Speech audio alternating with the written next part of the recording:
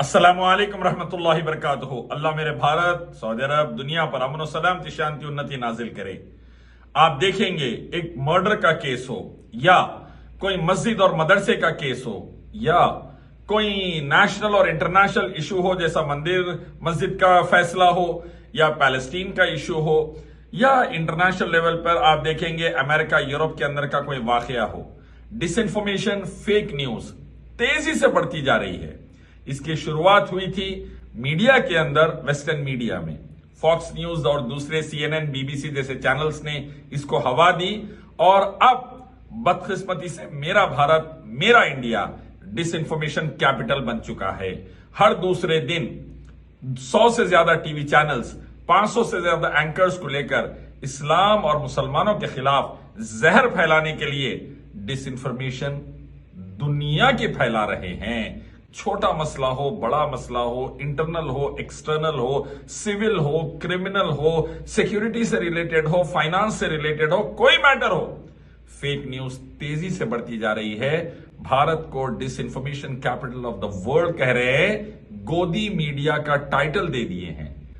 Thanks to BJP, RSS, Modi, Amit Shah की policies. इन्होंने ये बर्बादी भारत के अंदर लाई है और दुनिया भर में फैल रही है ये बर्बादी।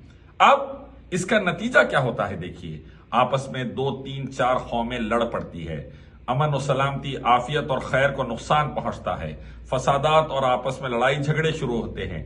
नतीजे में इकोनॉमी नीचे जाती है, बेरोजगारी बढ़ जाती है, और भुखमरी बढ़ जाती है, खुदकशी बढ़ जाते हैं, नौजवान और मुल्क बर्बाद होते हैं। ये हो रहा है भारत में 10 साल से ज्यादा से। हम इन टीवी चैनल्स पर और सोशल मीडिया पर ये समझा रहे हैं, ये जहरीली गोदी मीडिया को समझो।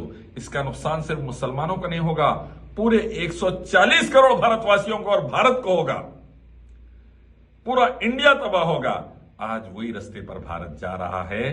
चाइना को पीछे छोड़ने की बात चली थी, बदकिस्मती से पाकिस्तान से कंपटीशन करके हंगर इंडेक्स में पाकिस्तान से भी पीछे हो गए। खाने के मामले में पाकिस्तान से भी पीछे हो गया। गरीब भुखमरी से मर रहे भारत में। ये हुआ है। कई फैक्ट चेकर्स अब रिसेंटली आए हैं कुछ सालों से और फैक्ट चेकिंग कर रहे हैं, जैसा कि जुबैर वगैरह है बैंगलोर के। लेकिन मैं कहना चाहूंगा, बहुत कम लोग इस मामले में तवज्जो दे रहे हैं। अल फितना तो अशद मिनल खत्ल। फितना खत्ल से ज्यादा डेंजरस है। अफवाह से कौम की कौम, मुल्क के मुल्क तबाह हो जाते हैं। इसीलिए मैं कहता हूं, अगर भारत बचाना है, गोदी मीडिया को और उनके गुरुओं को गद्दी से हटाना है, एक फ्रेश, अदलो इंसाफ और सच्चाई वाला इंफॉर्मेशन कैपिटल भारत को बनाना है, वो सिर्फ इस्लाम से पॉसिबल है। आइए एक मालिक अब अल्लाह की तरफ, उसी की इबादत, आखिरी पैगंबर मोहम्मद सल्लल्लाहु अलैहि वसल्लम के रास्ते की तरफ। दुनिया में शांति उन्नति, आखिरत में शांति उन्नति। इस्लाम लाएं, सच्चाई पाए, अदलो इंसाफ लाएं, दुनिया में तरक्की, कामयाबी पाए, आखिरत में कामयाबी।